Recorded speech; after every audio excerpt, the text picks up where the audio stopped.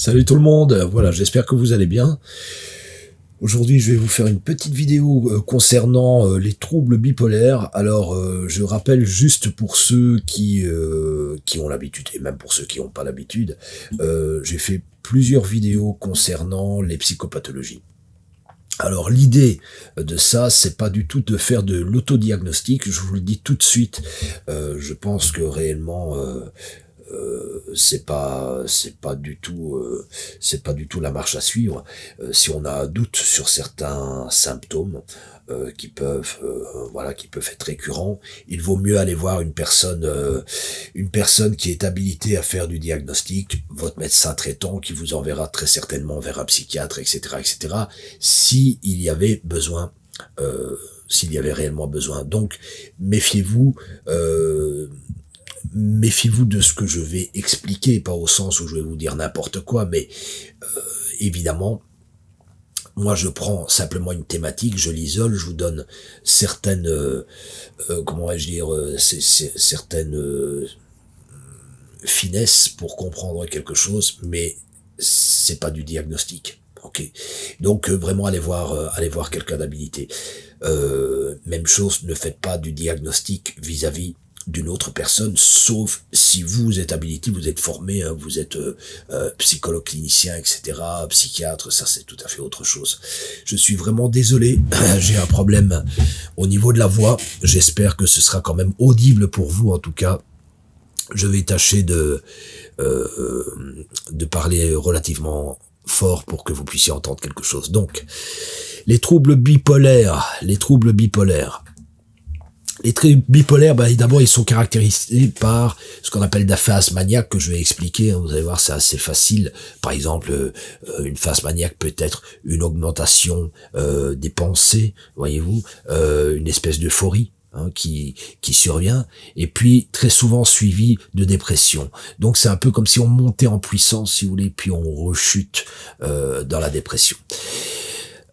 Ça peut s'alterner évidemment, hein, bien que les patients présentent une prédominance de l'un des deux états. En général, je vous le dis tout de suite, c'est rare de maintenir les phases maniaques très très longtemps. C'est souvent les phases dépressives qui sont les plus fortes. Alors, au niveau des causes exactes, c'est compliqué, très très compliqué, parce qu'en fait ça peut être multifactoriel. On parle de déficit, notamment de la sérotonine. On parle de certains neurotransmetteurs, hein, voilà, donc moi j'en parle déjà, la sérotonine, la dopamine, la noradrénaline, tout ça peut être défectueux. Mais bon, voilà, on n'a pas les raisons exactes. Ce que l'on sait, c'est que l'hérédité peut jouer un rôle important.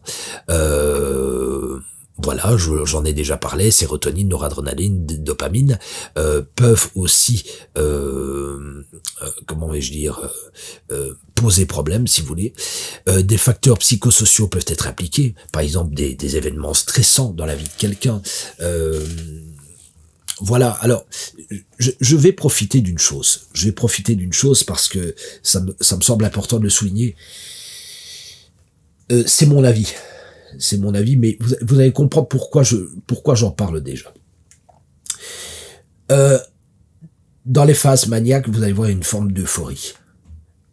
Une forme de grande euphorie qui pousse la personne à développer des idées,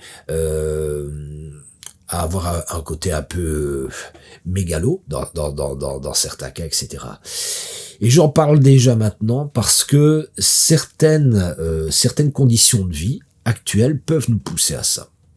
Par exemple, moi qui suis entrepreneur, j'ai vu l'évolution de l'entrepreneuriat ces dernières années, partir vers quelque chose qui paraît anodin, qui paraît totalement anodin. Vous savez, c'est ces fameuses routines. Les gens vont vous dire, voilà, si vous voulez être performant tous les jours, vous devez faire ceci, vous devez faire cela, tout doit être calibré, vous devez augmenter votre nombre de vues sur les réseaux sociaux, vous devez savoir gérer Twitter, Instagram, Facebook, etc., vous devez produire.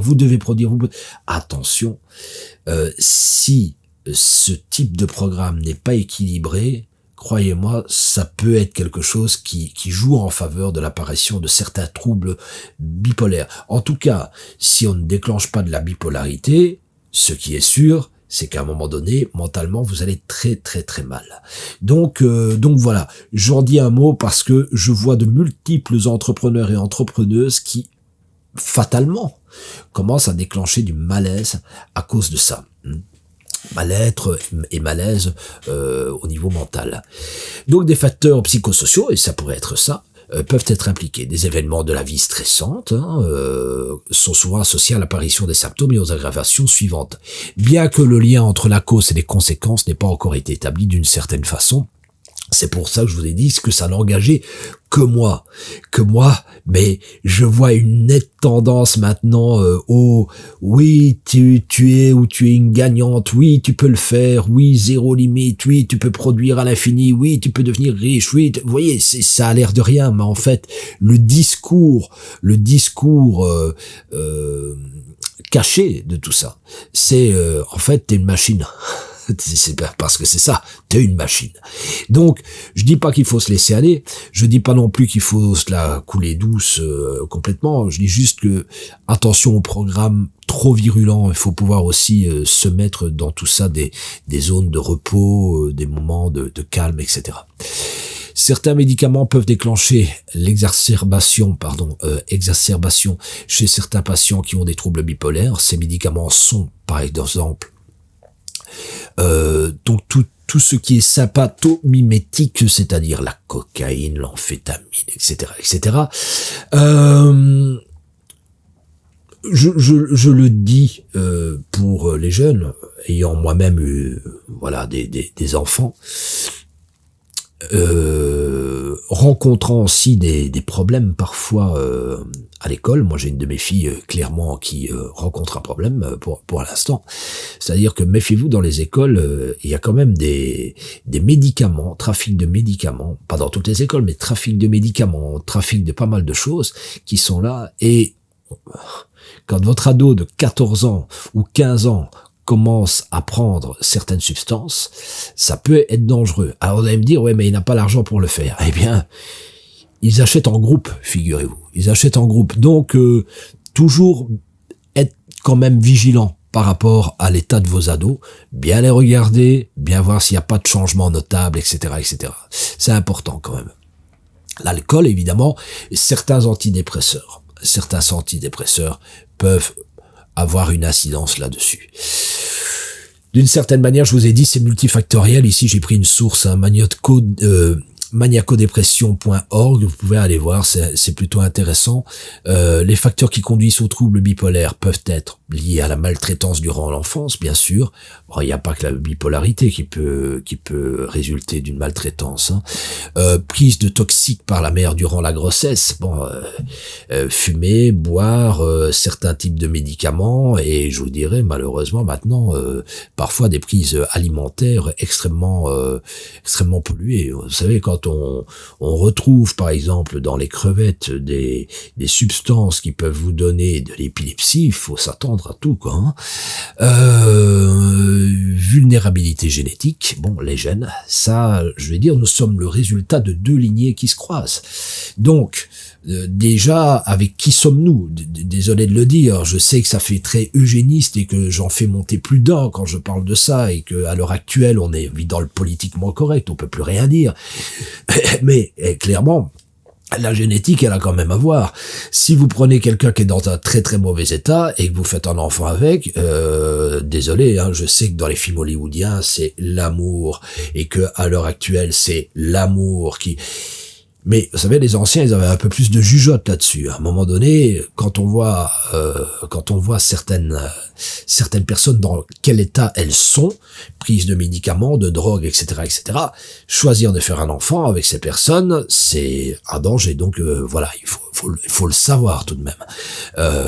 Voilà. Après, comprenne qui voudra. Et désolé si j'en choque certains ou certaines. Mais voilà. En tout cas, je ne veux pas dire pour autant qu'il faut laisser des personnes de côté. Tout ce que je sais, c'est que si on fait un enfant avec quelqu'un, il vaut mieux que la personne soit dans un bon état. Voilà. Comme on dit, c'est le titre d'un livre que je trouve excellent, c'est Les parents boivent, les enfants trinquent. Hein, ça me semble un peu logique.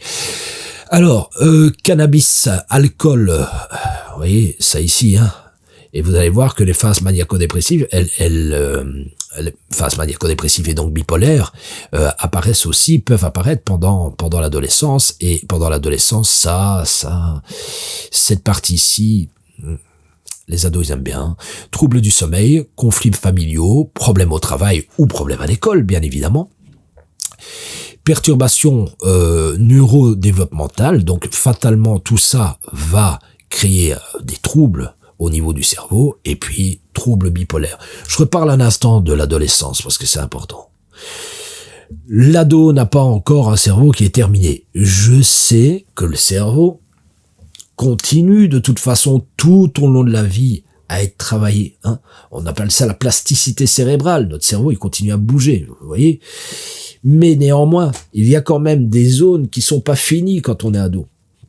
On n'a pas la maturité qu'il faut quand on est ado pour certaines choses. Et donc, si on ajoute le cannabis, si vous ajoutez l'alcool, maintenant c'est la kétamine qui est en train d'envahir tout ça, vous voyez, anesthésiant pour chevaux, et on en ajoute, vous tapez là-dessus les flux hormonaux qui interagissent avec justement leur psychisme, les changements corporels, etc., les problèmes dans le groupe social, voyez, les réseaux sociaux, vous ajoutez tout ça, ça donne quand même énormément de facteurs qui peuvent influencer l'adolescent négativement. Voilà, négativement. Donc, je suis pas du tout un alarmiste, moi. Pas du tout.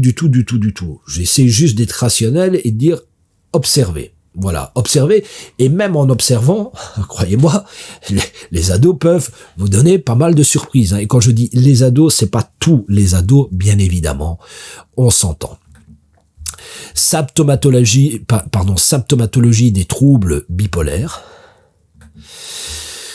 Donc, globalement, ça va débuter par une phase aiguë. Il y a toujours une phase, si vous voulez, assez hardcore qui se fait. Hein. On voit vraiment un changement notable. Et puis, il y a des alternances entre des rechutes, des rémissions. Donc, ça va mieux, puis on retombe. Les rémissions sont souvent complètes, mais de nombreux patients ont des symptômes résiduels quand même. Vous voyez, donc il en reste toujours quelque chose, une espèce de fragilité. Pour certains, leur capacité de travail est fortement altérée. Par exemple, ils sont plus très productifs. Les rechutes sont des épisodes de symptômes plus intenses, avec manie, dépression, hypomanie ou un mélange de symptomatologie dépressive et maniaque. Je vais venir dessus, ne vous inquiétez pas. Les épisodes durent de quelques semaines à 3 à 6 mois.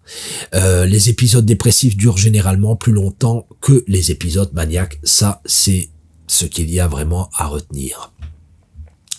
La durée des cycles entre l'apparition d'un épisode et l'épisode suivant varie chez les patients. Certains patients ont des épisodes peu fréquents, parfois quelques-uns au cours de leur vie, alors que d'autres ont des formes à cycle rapide, habituellement définies par plus ou moins 4 épisodes par an. Donc vous voyez que là-dessus, on n'est pas du tout à égalité. Il y a des personnes qui peuvent vivre ça, ou à quelques-unes dans leur vie, et ça s'arrête là. Et puis certaines personnes chez qui c'est fréquent. Ils deviennent ce qu'on appelle des cyclotymes, d'une certaine manière. Ces patients peuvent faire une tentative de suicide ou se suicider. L'incidence au cours d'une vie du suicide en cas de trouble bipolaire est estimée à être au moins 15 fois supérieure à celle de la population générale. C'est pas rien. C'est pas rien parce que la bipolarité, si vous voulez, c'est vous oscillez tout le temps entre les phases maniaques d'une certaine manière où vous vous sentez plein d'énergie et puis des chutes abyssales. Et il faut pouvoir se l'encaisser. Alors vous avez ça 1 fois, 2 fois, 3 fois, et puis quand vous devez vivre avec ça, c'est extrêmement compliqué. C'est extrêmement compliqué pour la personne, c'est extrêmement compliqué pour l'entourage. Aussi, faut-il le noter. Donc on a tout intérêt, évidemment, à essayer de juguler ce type de crise. La phase maniaque se définit par une semaine d'une humeur durablement élevée, expansive. Donc quand on dit expansive, la personne peut avoir des logorées par exemple, parler beaucoup, ou elle vous expose plein de projets super, ou irritable, ou une augmentation persistance de l'activité ou de l'énergie dirigée vers un objectif. Alors, vers un objectif, c'est par exemple, oui, j'ai décidé maintenant, je vais réussir à faire ceci ou cela, et alors on tire, si vous voulez. La personne, on dirait qu'elle est dans une espèce de transe.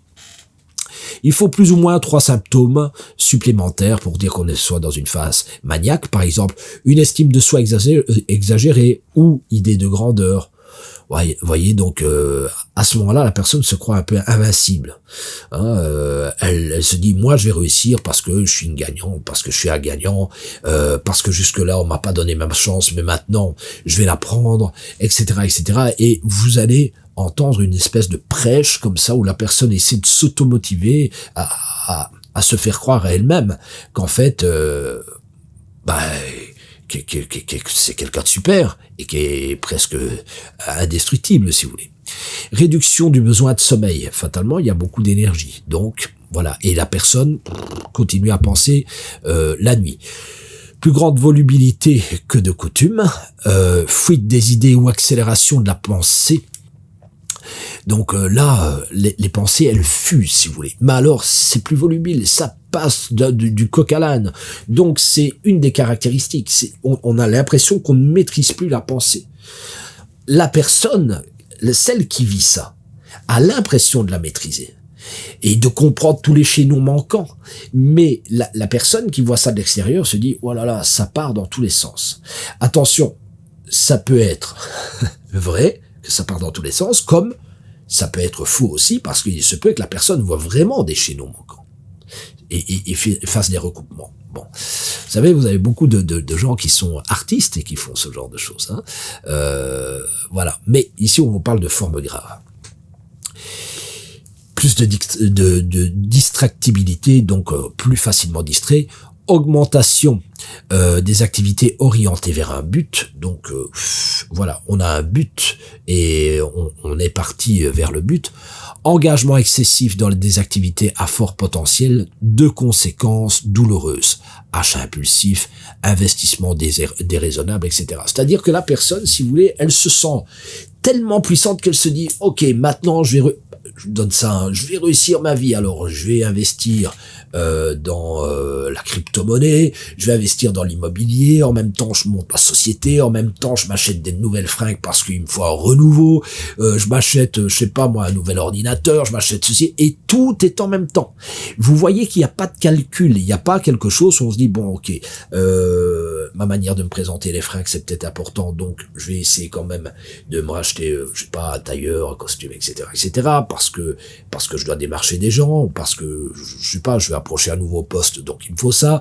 Je voudrais avoir quand même un appareillage informatique un peu à la pointe, donc d'ici 2 ou 3 mois, je calcule, ça peut être ça. Non, vous allez voir que tout est regroupé, et c'est tout en même temps. Et il faut tout en même temps à cette personne. Et si elle l'a pas, elle tombe, elle chute. Donc voilà, ça c'est une des caractéristiques. Les maniaques sont infatigables, s'engagent de manière excessive et impulsive dans les activités plaisantes à haut risque, donc les sports extrêmes par exemple. Ok, parce que je vous dis, c'est un côté trompe la mort, quoi. Je suis un peu indestructible. La promiscuité sexuelle, donc au niveau sexuel, en règle générale, ben voilà, la sexualité, elle devient beaucoup plus forte à ce moment-là, sans se rendre compte des risques potentiels. Bon, quand on parle de sexualité, on parle vraiment d'aventures sexuelles très très répétitives et parfois dangereuses.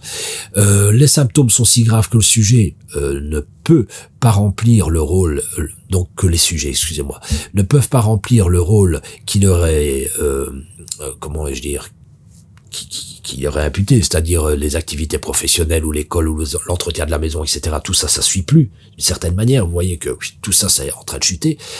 Des investissements imprudents, des dépenses inconsidérées et d'autres choix personnels peuvent avoir des conséquences irréparables. Les patients en épisode maniaque sont exubérants et extravagants. Ils peuvent, c'est pas dans tous les cas de figure, mais on peut avoir des gens qui deviennent très très voyants, si vous voulez.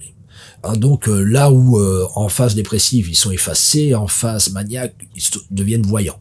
Donc c'est par exemple les rois de la sape, ceux les mieux habillés, des marques très exposées au niveau des vêtements, ou alors des vêtements très colorés, etc., etc. ils sont souvent, ils ont souvent des manières autoritaires, donc voilà, ils essaient de se convaincre, si vous voulez. Ils dirigent. Il faut qu'on les voie. Hein. Et alors, Logoré parle beaucoup, mais attention avec une caractéristique. Hein. C'est pas parler comme ça. Pas parler comme ça dans le sens où c'est pas de la communication. C'est, ils se parlent à eux-mêmes, si vous voulez. Ils deviennent des prêcheurs. Donc voilà, il y a de ça. Ils peuvent faire des associations sonores, par exemple de nouvelles pensées sont déclenchées par les sons des mots plutôt que par les sens. L'attention est plus labile, hein, ça bouge beaucoup plus. Le patient passant d'une permanence d'un thème à un autre ou d'une action à une autre. Cependant, il a tendance à penser qu'il n'a jamais été en si bonne forme. Ça, c'est intéressant. En fait, il faut savoir que, vu de l'extérieur, on voit que la personne, paraît avoir beaucoup d'énergie, mais parle trop. Ça parle trop, c'est trop autoritaire, c'est trop dirigiste, c'est trop voyant. Il y a une rupture de ton qui s'opère, qui est pas normale. Et la personne, à ce moment-là, il faut bien comprendre, elle a l'impression d'avoir beaucoup d'énergie, mais vraiment beaucoup d'énergie. Et cérébralement, tout percute, c'est très très bon en fait, parce que c'est très euphorique. La personne se dit que elle maîtrise tout avant la chute. Voilà, avant la chute. Évidemment, si il y a des nids de tout ça, on va se retrouver avec des problèmes. Hein. Parfois, lorsque on dira le comportement est vraiment exacerbé, on peut avoir des conflits relationnels qui apparaissent et le patient peut avoir le sentiment d'être persécuté ou traité injustement.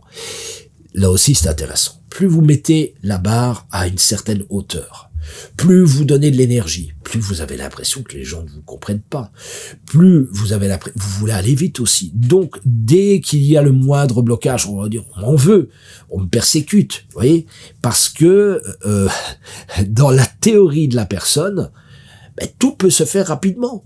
Il n'y a pas de limite. C'est pour ça que je me méfie comme de la peste, excusez-moi. Hein. Je suis dans le coaching aussi, vous voyez, je suis dans le coaching. Mais je déteste la façon dont on pratique maintenant. Désolé de prendre une phrase biblique, mais les faux prophètes. Vous voyez, si vous faites ceci, vous faites cela, vous faites votre routine, vous allez réussir, vous allez gagner de l'argent, vous allez réussir sur le net, vous allez devenir des influenceurs, vous allez devenir... Mais c'est n'importe quoi. C'est en dépit du bon sens. C'est en dépit du bon sens. Ça ne respecte pas la psychologie des gens. Donc oui, bien sûr, il doit y avoir du travail. Oui, bien sûr, il doit y avoir une récurrence. Oui, bien sûr. Désolé, je parle beaucoup des nouvelles façons de coacher les gens, surtout dans l'entrepreneuriat. Il y a de plus en plus d'entrepreneurs. Et on va aller vers ça, vers les freelance et les entrepreneurs. Parce que c'est comme ça, je vais pas rentrer dans le détail, mais c'est de l'économie, tout simplement. Donc, je vois tellement de personnes qui se disent, maintenant, je vais lancer mon activité complémentaire. Et finalement, qui n'arrivent pas à en vivre, parce qu'elles savent pas réellement comment faire. Et là, hop, on tombe sur les fameux prophètes. Voilà, vous voulez réussir, vous voulez développer votre notoriété sur le net, vous pouvez être le meilleur, voilà, on est parti dans tout, et on se rend pas compte de ce que l'on fait, c'est très américain comme approche, hein, je le dis, et là aussi je pense que les gens ne se rendent pas compte. J'adore les États-Unis, mais c'est le pays du pire comme du meilleur. Et là, franchement, on voit certaines choses apparaître en Europe qui ne sont pas du tout dans nos codes à nous. Pas du tout. Donc voilà. Méfiez-vous de ça et de certains types, j'ai bien dit certains types de coaching à l'américaine qui vous poussent à croire que vous êtes les meilleurs, que vous êtes indestructibles, que vous pouvez produire à l'infini et que seul, alors là, je vais pas citer le nom, mais il y a un Français qui le fait pour l'instant, qu'il n'y a en réalité que votre cerveau n'a pas de limite. Alors là, si il y a bien un truc qui est merdique comme réflexion, c'est bien celle-là. Parce que c'est du n'importe quoi. Le cerveau a des limites.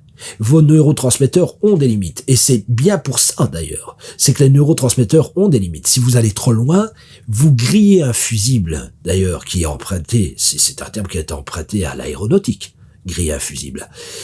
Même les machines les plus évoluées ont des limites, quand on tire trop dedans. Et malheureusement, c'est ce qui se passe actuellement. Donc voilà, là encore, je dis, voilà, c'est mon avis. Et je n'incrimine pas tous les coachs, hein, tous les autres coachs. Il y a des coachs qui font très bien leur boulot, mais attention, faites gaffe à ces mots très racoleurs. Le no limit, moi, j'aime pas trop. Les manifestations psychotiques de la manie. Alors là, donc, on est toujours dans la phase maniaque. Sont une manifestation plus extrême avec des symptômes psychotiques, c'est-à-dire que plus on va loin, si vous voulez, là-dedans.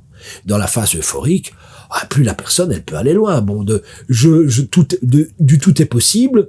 Je vais me prendre pour Jésus aussi. Hein. Vous voyez ce que je veux dire?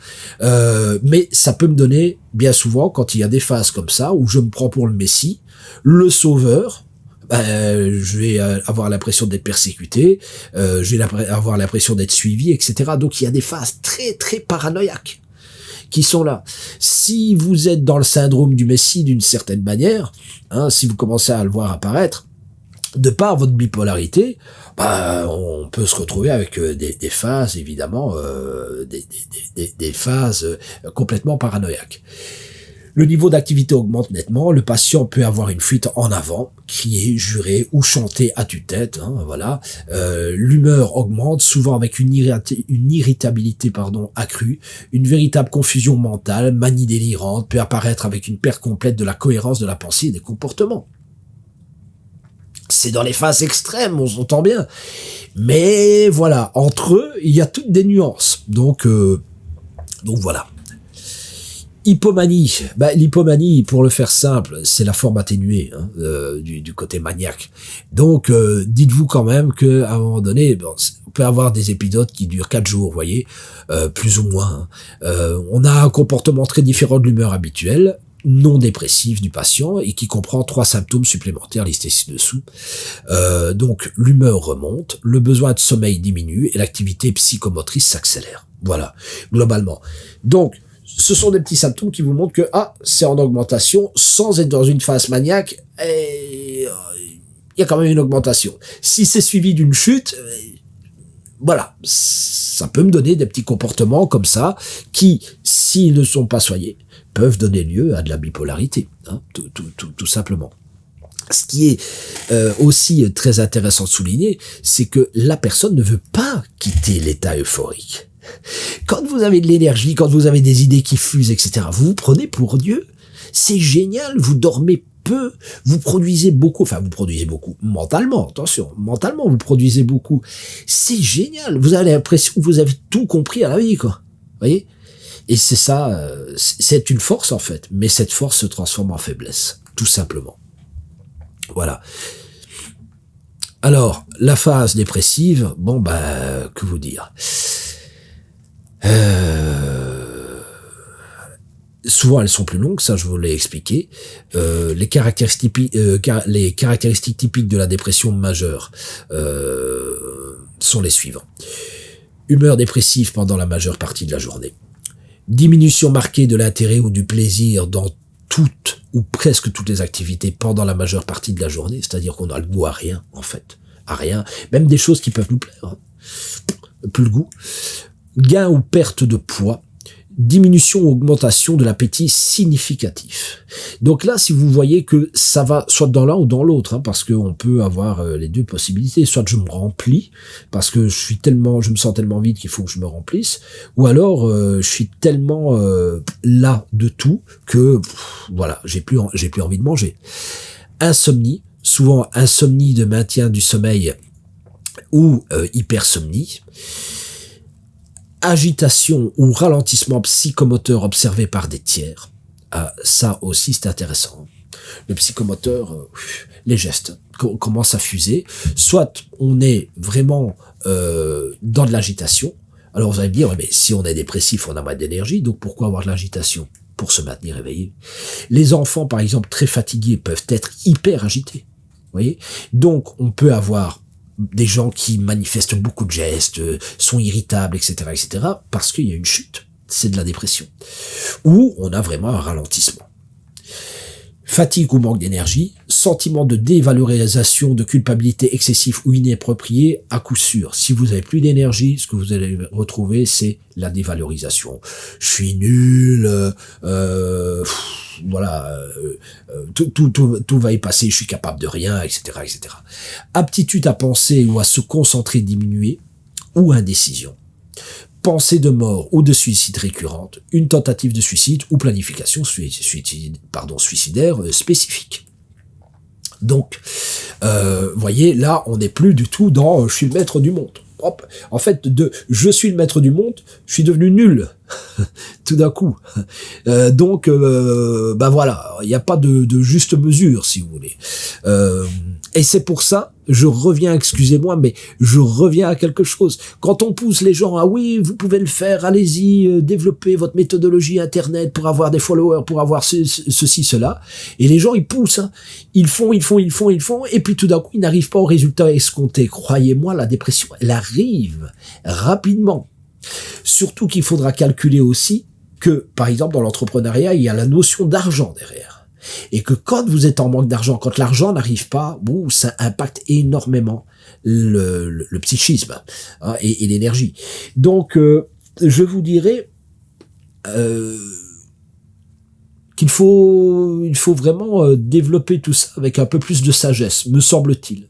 Je sais que le terme sagesse, moi je suis pas sage, on s'entend bien, mais mettre de la sagesse dans une activité, essayez en tout cas de mettre de la sagesse dans une activité, ne fait pas de vous des sages. Simplement, vous essayez d'être un peu plus cohérent, rationnel, si vous voulez, hein, et on évite par ce type de comportement de rationalité, on évite de se prendre pour Dieu, hein. Là je me réfère à la Grèce antique, le péché ultime chez les Grecs, c'était le péché d'hubris, hein, se prendre pour Dieu, pour les dieux, hein, se comparer aux dieux, c'était toujours puni. C'est bien pour ça que on retrouvait sur le fronton du temple de Delphes, connais-toi toi-même, et pas du tout connais-toi toi-même et tu connaîtras le secret des dieux, hein, et de l'univers. Ça a été ajouté, c'est connais-toi toi-même, et en dessous, jamais de trop. Connais-toi toi-même, c'est-à-dire connais tes limites. Jamais de trop, n'exagère pas, ne crois pas que t'es Dieu. Malheureusement, on est en train de prêcher exactement l'inverse. Quand on dit du no limit, vous avez tout compris, hein. C'est tout le problème. On est en train d'inverser une tendance. Et là, c'est justement l'hubris qui est en train de se manifester. Donc, voilà. Traitement des troubles bipolaires. C'est déstabilisateur d'humeur, globalement. Voilà.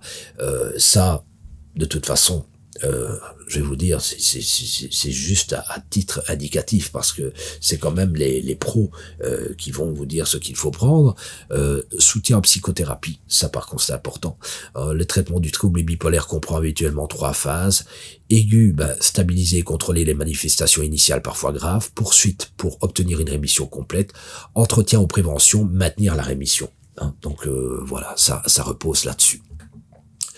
Voilà, j'espère que je vous ai donné une vision globale, j'insiste, globale de ce qu'est la bipolarité. Ne vous dites pas que lorsque vous avez une petite phase d'humeur, où vous êtes bien, etc., où vous avez des idées, que vous êtes maniaque. Ne vous dites pas non plus que quand vous avez une petite chute, vous êtes dépressif. Ne concluez pas, voilà, pas de conclusion hâtive. Simplement, vous avez le descriptif, et voilà, si on voit vraiment des symptômes relativement forts chez soi ou chez l'autre, ça peut nous inviter justement à pousser la porte de professionnels de la santé mentale, ou du médecin de toute façon généraliste, pour pouvoir lui en parler. Donc c'est vraiment fait dans cette vision.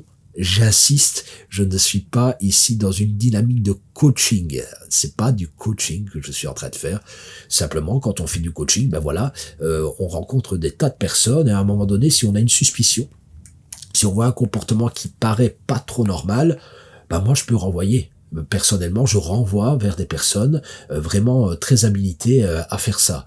Je ne suis pas psychiatre, ça peut être intéressant. Dans mon carnet d'adresses, j'ai des psychiatres, j'ai des psychologues cliniciens, etc., etc. Et je pense que lorsqu'on fait du coaching, c'est très important d'avoir un très bon carnet d'adresses avec tous des thérapeutes différents, des thérapeutes alternatifs, des thérapeutes classiques, etc., etc., pour pouvoir renvoyer vers une personne quand on a une suspicion. Donc pour moi, les coachs doivent connaître ça, mais ce n'est pas à eux à faire du diagnostic, ce n'est pas à eux à traiter, rien à voir. Dans le développement personnel, on doit être à même de pouvoir se dire, oui, en faisant l'état des lieux, ça peut faire penser à ça, mais on ne se donne, ce n'est pas nous qui allons établir un diagnostic, ça c'est fort important de le signaler. Et donc si déjà des coachs aguerris, des coachs qui ont une formation, etc., ne le font pas, comprenez bien que pour ceux qui ne sont pas coachs, évitez de faire, comme je l'ai dit, de l'autodiagnostic, parce que je lis certains commentaires sur les vidéos ou par exemple sur les personnalités évitantes ou schizoïdes. Je suis une personnalité évitante, je suis schizoïde. Non, stop, calmez-vous un instant. Allez voir d'abord des professionnels et après, vous verrez bien. Mais ne faites pas de l'autodiagnostic. C'est pas du tout prévu pour ça. Voilà. Je vous souhaite une excellente journée ou soirée, ça dépend quand vous m'écoutez. Salut tout le monde.